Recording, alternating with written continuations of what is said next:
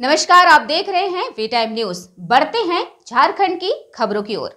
गुमला में भाजपा के राष्ट्रीय मंत्री रांची के मेयर आशा लकड़ा का गुमला दौरा हुआ, जिसमें कांग्रेस के वरिष्ठ नेता अधीर रंजन चौधरी के द्वारा महामहिम द्रौपदी मुर्मू के संबंध में असंसदीय भाषा का प्रयोग करने की तीखी आलोचना की गई। वहीं जिसको लेकर राष्ट्रीय मंत्री लकड़ा ने कहा कि कांग्रेस की ओछी मानसिकता का परिचायक है। लकड़ा ने कांग्रेस पर निशाना साधते हुए कहा कि कांग्रेसी इस तरह के वक्तव्य देने के लिए ही जाने जाते हैं। लकड़ा ने कहा कि कांग्रेस हमेशा आदिवासियों का विरोधी रहा है। द्रौपदी मुर्मू के विरोध में कांग्रेसी नेता अजय कुमार और अन्य लोगों ने भी द्रौपदी मुर्मू के विरोध में असंसदीय भाषा का प्रयोग पूर्व से किया गया है। कांग्रेस हमेशा आदिवासी विरोधी रहा है। आदिवासी के वोट लेकर आदिवासी को ही छलने का काम किया है। मेयर ने कहा कि कांग्रेस के राष्ट्रीय अध्यक्ष सोनिया गांधी को इस मामले में शीघ्र माफी मांगनी चाहिए। यदि माफी नहीं मांगती हैं तो कांग्रेस के आदिवासी इलाके में सोनिया गांधी और अधीर रंजन चौधरी को घुसने नहीं दिए जाने की बात कही। सबों को बताना चाहती हूँ कि कांग्रेस ने आज़ादी के पहले भी और आज़ादी के बाद भी लगातार उनका शासन रहा है।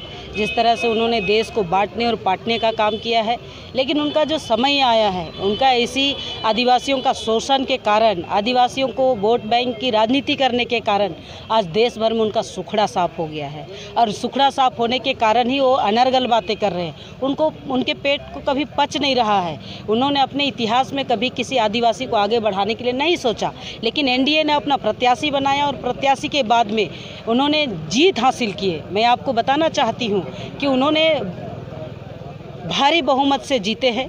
कांग्रेस के लोगों ने भी क्रॉस वोटिंग करके वोट दिया है। यही उनको पच नहीं रहा है, इसलिए एक आदिवासी महिला को सर्वोच्च पद पर देखना नहीं चाहते।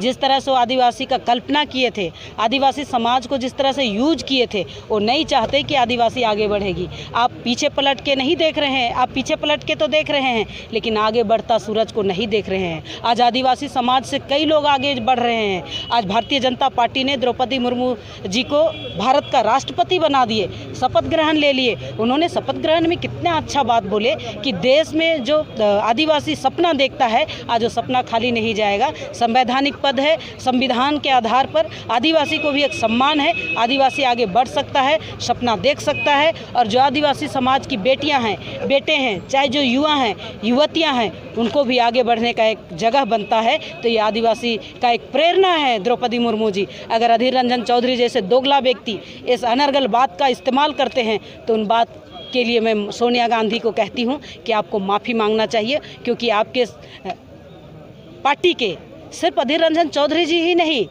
अजय जी ने भी, जो जमशेदपुर से आदिवासी का वोट से जीत करके आते हैं, उन्हें भी उनके कई ऐसे नेता हैं जिन्होंने अनर्गल बात किए हैं। सोनिया गांधी जी, आपको सबक सीखना चाहिए। अपने नेताओं के लिए आपको माफ़ी मांगनी चाहिए। एक महिला आप भी हैं, एक महिला आदिवासी महिला द्रौपदी मुर्मू जी हैं, जिन्होंने आज सामाजिक रूप से, सांस्कृतिक रूप से, प्रशासनिक रूप से, दोनों रूप से आगे बढ़ी हैं और भारत के इतिहास में पहली बार एक आदिवासी महिला को राष्ट्रपति बनाया। तो आपको पच नहीं रहा है। पुनः मैं कब तक रहेगी ये, जब तक माफ़ी नहीं मांगेंगे तब तक ये आंदोलन चलता रहेगा। और आपका अनर्गल बात अगर चलता रहे तो ये भारतीय जनता पार्टी कभी बर्दाश्त नहीं करेगी। मैं तो सोनिया गांधी को और अधीर रंजन चौधरी को कहना चाहती हूँ, आदिवासी बेल्ट में घुस के तो देखिए, आपको जवाब देंगे आदिवासी समाज के लोग।